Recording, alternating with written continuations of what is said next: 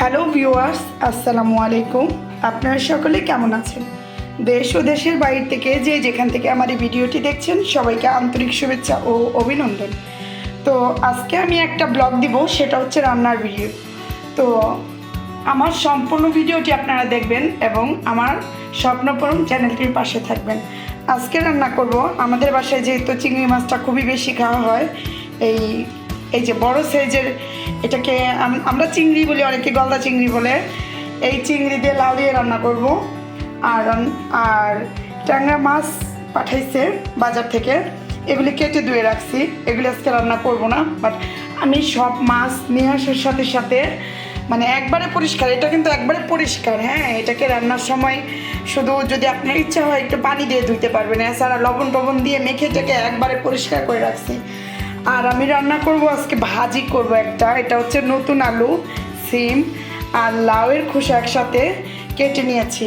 তো আমি আজকে চিংড়ি মাছগুলো রান্না করব লাউ দিয়ে। তো আমাদের এলাকার এক আঙ্কেল একটা গাছের একটা টাটকা লাউ পাঠিয়েছিল আমাদের বাসায়। তো লাউটা দেখেন একবারে কচি, তো আমি কেটে রাখছি। দেখেন বিচি একবারে দেখাই যাচ্ছে না।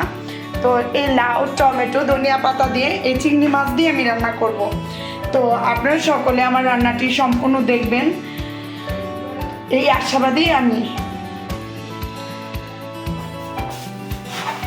লাউ দিয়ে চিংড়ি মাছ দিয়ে রান্না করলে কিন্তু মোটামুটি মাশাআল্লাহ আল্লাহর রহমতে অনেক টেস্টি হয় রান্নাটা। এবং লাউ খাওয়া কিন্তু সুন্নত। আমাদের নবীজি কিন্তু লাউ সবজি খুবই পছন্দ করতেন। এবং লাউয়ের তরকারিতে মানে লাউটা যখন চিংড়ি মাছ কিংবা আমরা আসলে ওই যে শোলটাকে যেগুলি বলা হয়, আমরা আসলে সেগুলি খেতে পারি না। আমাদের বাসায় আমরা মাছ খাই, কিন্তু অনেক মাছ আছে যেগুলি আমরা খাই না। আমরা শুধু রুই, কাতলা, চিংড়ি, ইলিশ, পাবদা মাছ আর এই যে ট্যাংরা মাছ, এই সামথিং এদিক সেদিক এই কয়টা মাছই আমাদের বাসায় খাওয়া হয়। তো চালটা আগে আমি ভিজিয়ে রাখলাম, কারণ চালটা ভিজিয়ে রাখলে অবভিয়াসলি ভাতটা অনেকক্ষণ টিকে। এটা আমি এর আগের ভিডিওতে আপনাদেরকে বলেছিলাম। তো ঠিক আছে, তো আজকে কী রান্না করবো আমরা? আজকে সবজি রান্না করবো। অনেকে বলতে পারেন লাউয়ের খোসা কি খাওয়া যায়? হ্যাঁ, খাওয়া যায়। তো খাইলে সব কিছুই খাওয়া যায়। এটার সাথে আমি সিম কেটে দিয়েছি, এটার সাথে আমি নতুন ছোট ছোট আলু কেটে দিয়েছি, আর এই যে লাউয়ের খোসা। তো এই ভাজিটা দিয়ে অন্তত পক্ষে মাশাআল্লাহ আল্লাহর রহমতে ভাত খেতে পারবেন, ওটা থেকেও বেশি। আর ট্যাংরা মাছটা আজকে কেন রান্না করবো না, আজকে আমার আসলে শরীরটা বেশি একটা ভালো যাচ্ছে না। তো কালকে ডাক্তারের কাছে যাব, কালকে রান্না করে দিয়ে যাব। আর চিংড়ি মাছটা রান্না করব। তো চলেন মূল রান্না শুরু করা যাক। সম্মানীয় বন্ধুগণ, আমি চুলায় আগুন দিয়ে দিয়েছি আর এটা বসিয়ে দিয়েছি গরম পানি। যেহেতু লাউ সবজি রান্না করবো, লাউ সবজিতে অবভিয়াসলি গরম পানি দিতে হবে। তো পানিটা আমি ঢেকে দিয়েছি আর এপাশে হাঁড়িটা গরম হতে থাক। গলার অবস্থা মনে হয় দ্বিতীয়বার ডক্টর মেডিসিন চেঞ্জ করে দিছে, ওইটা খাওয়ার পরে আরও অবস্থা বেশি খারাপ হয়ে গেছে। তো হাঁড়িটা গরম হয়ে গেছে, দিয়ে দেব সাদা তেল। আসলে লাউ সবজি এটা রান্নাটা সবাই জানেন, আর এটা দেখানোর কিছু নাই। তারপর আমি কিভাবে রান্না করি সেটাই আপনাদের সাথে শেয়ার করার। হাঁড়িতে তেলটা গরম হয়ে গেছে, তো আমি আগেই পেঁয়াজ কেটে রেখেছি। তো এখন দিয়ে দেব পেঁয়াজ কুচি।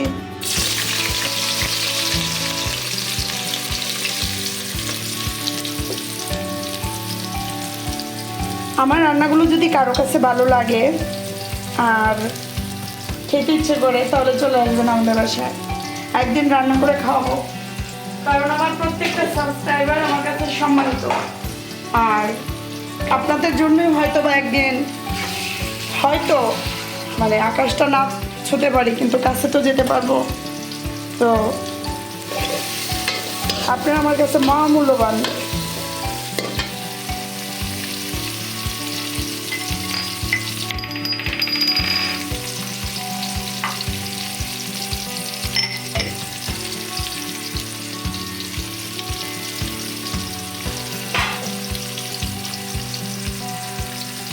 পেঁয়াজটাকে একটু নরম করার জন্য এটার মধ্যে দিয়ে দিব লবণ। তো লবণটা আমি একবারই দিয়ে দিলাম। আর একটা জিনিস মনে রাখবেন, মানে লাউ সবজিতে মশলা একটু বেশি যায় না, সব মশলা একটু কম কম দিতে হয় যাতে লাউয়ের কালারটা ঠিক থাকে।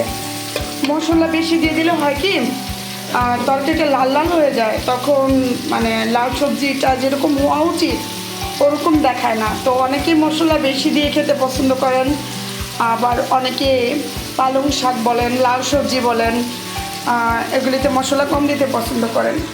তো যে ভিউয়ার্স আপনি দেখতেছেন, আপনি কিভাবে খেতে পছন্দ করেন আমাকে কমেন্টে জানাবেন অবশ্যই।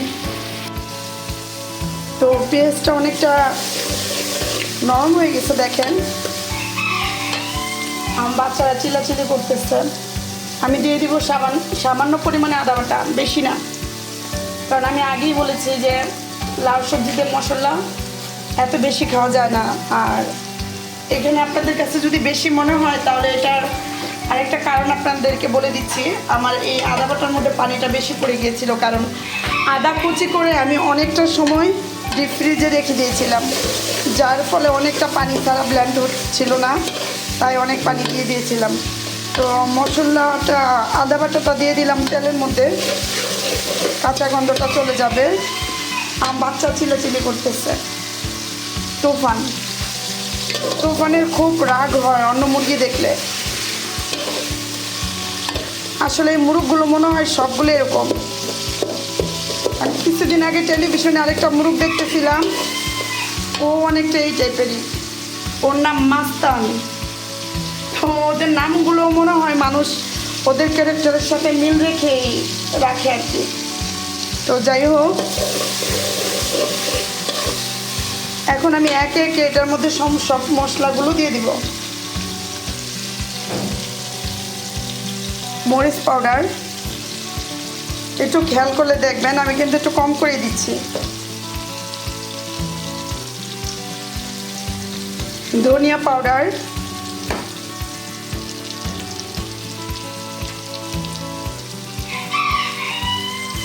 হলুদ পাউডার মেবি আরেকটু লাগবে,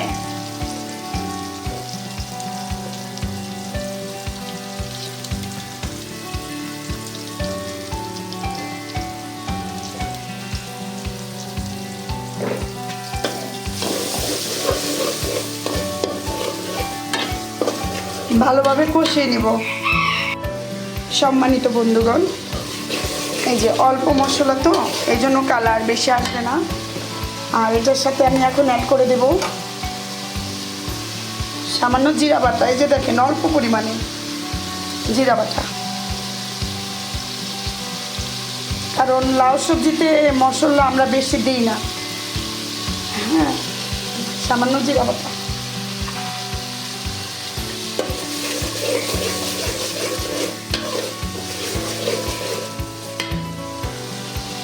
এইগুলি একটু গুছগাছ করে নিই, দেখেন না হয় কাজ করতে অসুবিধা হয়ে যাবে, তো আমি গুছিয়ে নিই আগে। প্রিয় বন্ধুগণ, মশলাটা আমি ভালোভাবে কষিয়ে নিয়েছি, এখন চিংড়ি মাছগুলো দিয়ে দেব। আমি কিন্তু একটু পানি দিয়েছিলাম, গরম পানি দিয়ে কষিয়েছি।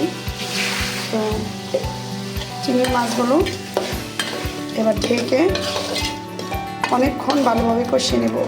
আর এই চুলায় বসিয়ে দেবো ভাজি। তো আপনারা দেখতে থাকেন সম্পূর্ণ ভিডিওটি। আমার প্রাণপ্রিয় কলিজার ভাইয়েরা ও আপুরা, এখানে চুলায় প্যান বসিয়ে দিয়েছি। আর এই যে চিংড়ি মাছটা একটু গরম পানি দিয়ে ভালো মতো কষিয়ে নিচ্ছি।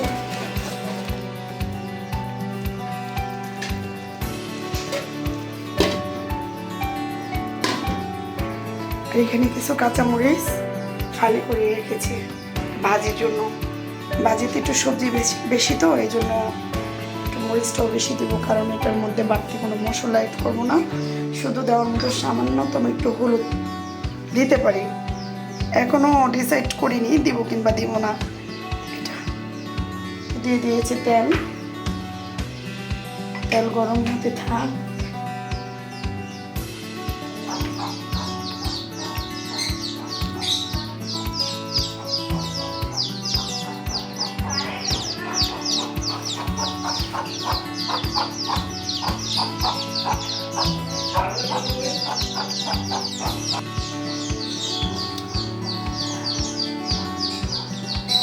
সম্মানিত ভিউয়ার্স, তেলগুলো গরম হয়ে গেছে, তো আমি পেঁয়াজ কুচিগুলো দিয়ে দিলাম। বললাম না, মুখে খালি কথা বেজে যায়, আজকে বেশ কিছুদিন যাবত এরকম হচ্ছে।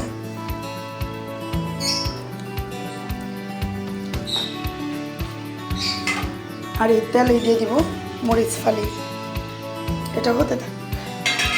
আর এই সাইডে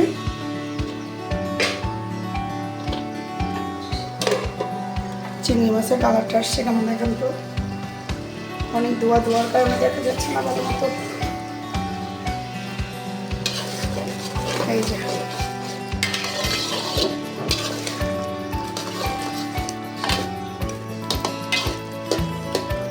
মাছগুলো মোটামুটি কষানো হয়ে গেছে, তো এখন আমি এটার সাথে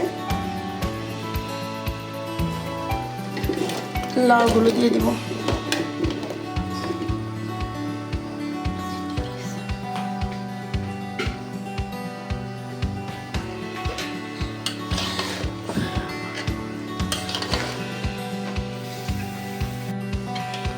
সুপ্রিয় বন্ধুগণ, মশলাগুলো সুন্দর মতো লেগে চেড়ে প্রত্যেকটা লাউয়ের পিসের সাথে মাখিয়ে নিয়েছি। তো এবার এটা 5 মিনিটের জন্য ঢেকে দিব। আর লাউ থেকে যে ঝোলটা উঠবে ওটা দিয়েই কষানো হয়ে যাবে। আর রোল এই পাশে ভাজে, একটু লবণ দেব,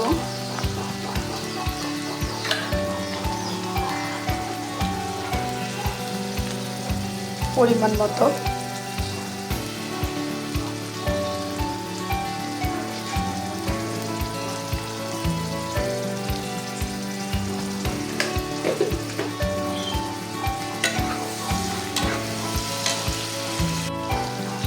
আর দেবো সামান্য পরিমাণ, শুধু একটু কালার চেঞ্জ করার জন্য, হলুদ। আর কিচ্ছু দেবো না, ভাজি তো ভাজির সাথে কোনো কিছু যায় না। এটা শুধু কালারটা একটু সুন্দর হওয়ার জন্য হলুদটা দিয়ে দিলাম।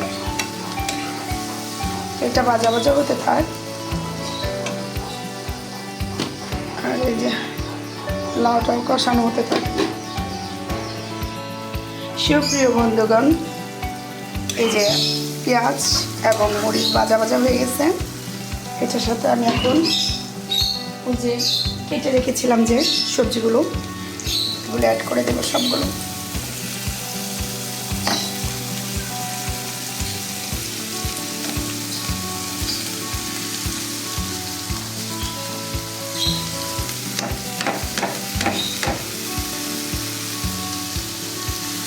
আর একটু উল্টিয়ে দেবো, কারণ না নিচের পেঁয়াজগুলো পুড়ে যাবে।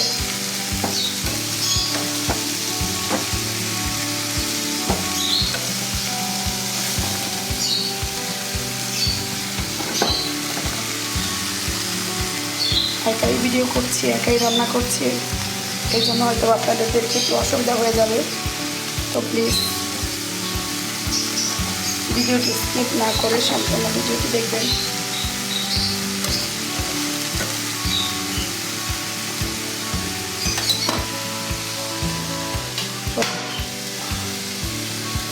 আঁচটা একটু কমিয়ে দিয়ে ঢেকে দিব, হতে থাক। আর এদিকে লাউ সবজির অবস্থাটা একটু দেখি। এই দেখেন কতগুলো ছিল না, হাঁড়ি ভর্তি, অনেকটাই কমে গেছে। আর অনেকক্ষণ কষাবো। যে কালারটা কিন্তু তেমন একটা মশলার যে একটা কালার তেমন একটা না, কিন্তু আমি লাউ সবজিতে একদম মশলা কম দিই।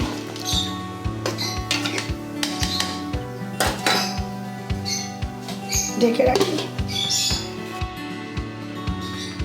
সুপ্রিয় বন্ধুগণ, বললাম না আমার মুখে কথা বেজে যায়, এই যে তার প্রমাণ দেখছেন।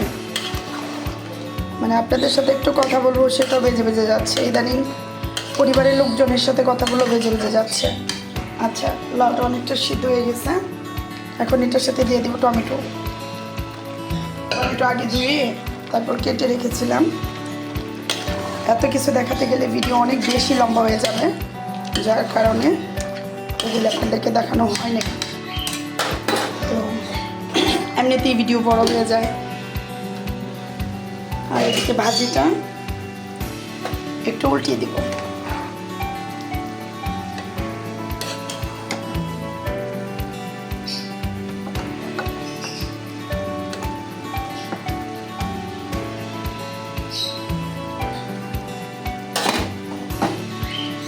আরেকটা কথা মনে রাখবেন, লাউ সবজিতে কখনো ঠান্ডা পানি দিবেন না, তাহলে লাউ সিদ্ধ হওয়ার সম্ভাবনা কম থাকে। আমি তো চেষ্টা করি প্রায় সব তরকারিতেই গরম পানি দেওয়ার জন্য। দেখেন এখনই মানে আমার লাউগুলো এখনই মনে হচ্ছে যে সিদ্ধ হওয়ার পথে। তো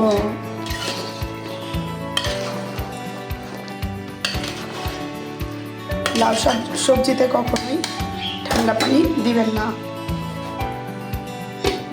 হতে থাকে এগুলো। সম্মানিত ভিউয়ার্স, এই যে দেখেন লাউগুলো সব ভালো মতো সিদ্ধ হয়ে গেছে। তো এটার মধ্যে এখন আমি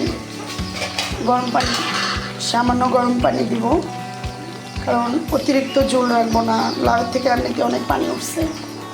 হ্যাঁ, অতিরিক্ত ঝোল রাখলে আবার টানাতে অনেক সময় লাগবে। দেখি হয়েছে নাকি। আর সামান্য কি একটু দেবো, মনে হচ্ছে আর সামান্য একটু লাগবে,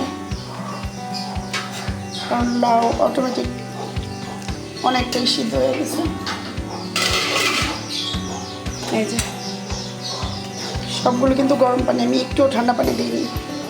তো এখন এটা দেখে দিব। ঢাকনাটা এটা উপরে রাখছিলাম।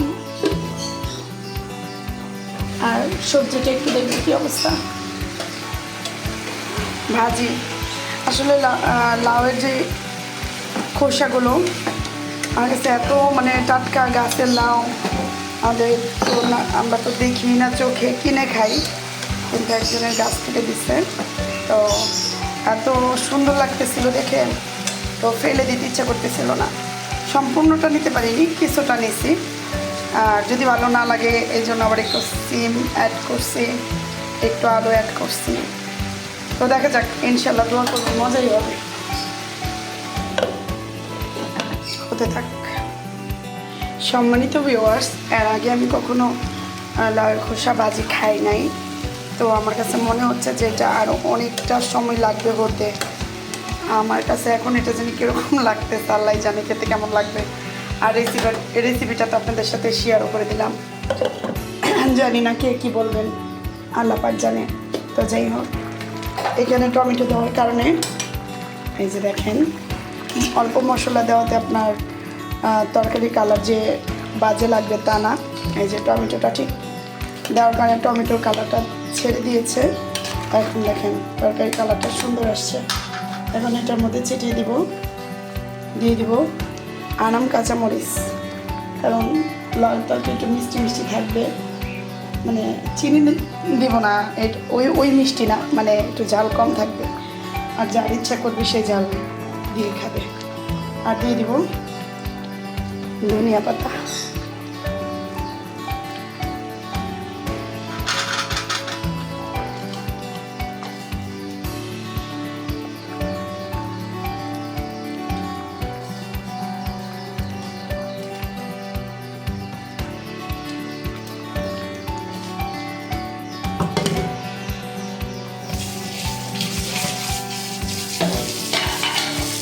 যেটাই করবো সেটাই দেখেন পরিষ্কার করে রাখি, কারণ অপরিচ্ছন্নতা আমার পছন্দ না। আরেকজনের আশা রেখে দেব, এটা আমার ভালো লাগে না। আর এটা এখন সম্পূর্ণ আঁচে 5 মিনিট জাল দেব, তারপর হয়ে যাবে। অনেকে ধনিয়া পাতা দিয়ে সাথে সাথে উঠিয়ে নেন, কিন্তু আমার কাছে কাঁচা ধনিয়া পাতার গন্ধটা ভালো লাগে না। এটা যার যার রুচির ব্যাপার। সম্মানিত ভিউয়ার্স, 2 মিনিটের মতো আমি এটা ঢেকে জাল দিয়েছি। আর এখন 1 মিনিটের মতো এই যে ঢাকনা ছাড়া জাল দিব, শুধু পানিটা টানার জন্য। তারপর নামিয়ে নেব।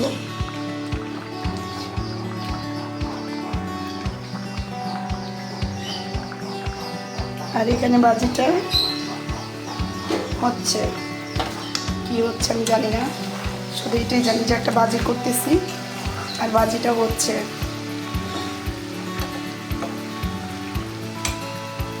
মেয়েগুলাকে এনে খাওয়াবো নাকি বুঝতে পারতেছি না, ট্রাই করানোর জন্য আগে আদৌ কি খাওয়া যাবে নাকি, যাবে না কেন, সিম আলু ভাজি তো মজা। আর এদিক দিয়ে লাউ, লাউয়ের খোসা, ওইটার খবর আমি জানি না, তবু দিয়ে দিলাম। যাক, বিসমিল্লাহ বলে রান্না শুরু করছি, তো আল্লাহ পাক অবভিয়াসলি টেস্ট দিবেন। সম্মানিত ভিউয়ার্স, আমার লাউ সবজিটা হয়ে গেছে সম্পূর্ণ রকম, মানে সম্পূর্ণভাবে। আপনি শুধু একটু দেখেন কালারটা কেমন আসছে। লাউ সবজিটা হয়ে গেছে। আর আজ ভাজিটা আরেকটু হবে, ভাজি আরেকটু হবে, কারণ এখনো আমার কাছে মনে হচ্ছে না আমি সেই কাঙ্ক্ষিত কালার খুঁজে পাচ্ছি না, যে একটু ভাজা ভাজা ওই কাঙ্ক্ষিত যে কালারটা সেটা খুঁজে পাচ্ছি না, সেটা বলে নামিয়ে ফেলবো। আমার সম্মানিত ভিউয়ার্স, এই যে আমার লাউ সবজিটা রান্না হয়ে গেছে, ফাইনাল লুকটা দেখেন, আমি উঠিয়ে ফেলছি। চুলার মধ্যে ভাত বসিয়ে দিয়েছি, এই যে ভাত আগে চাল ধুয়ে রেখেছিলাম। আর এই চুলায় তো সেই ভাজি, আল্লাহ জানে কত ঘন্টা লাগবে ভাজিটা রান্না করতে, বুঝতে পারতেছি না। তো ভাজিটা রান্না হতে থাক। আর আমার আজকের উদ্দেশ্য ছিল আমি লাউ সবজিটাই আপনাদেরকে রান্না দেখাবো। তো এটা রান্না হয়ে গেছে, ভাজি হতে থাক, ভাত হতে থাক, এগুলি রান্না দেখানোর আর কিছুই নাই। আর ভাজির প্রসেসিংটা আপনাদেরকে দেখিয়ে দিয়েছি। তো লাউ সবজি তো আমার কাছে অনেক ভালো লাগে, কার কার আপনাদের পছন্দ আমাকে কমেন্টে জানাবেন। আপনারা সকলে ভালো থাকবেন, সুস্থ থাকবেন, স্বপ্ন পূরণের সাথে থাকবেন, আমার জন্য দোয়া করবেন, চ্যানেলটির পাশে থাকবেন। আমার ভিডিওটি যদি ভালো লাগে লাইক কমেন্ট শেয়ার করে সাবস্ক্রাইব করে চ্যানেলটির পাশে থাকবেন। আর নিত্য নতুন ভিডিও পেতে হলে পাশের বেল আইকনটি ক্লিক করে রাখবেন। সকলে ভালো থাকবেন, সুস্থ থাকবেন, সর্বভারতে আমার জন্য দোয়া করবেন। আসসালামু আলাইকুম ওয়া রাহমাতুল্লাহি ওয়া বারাকাতুহু।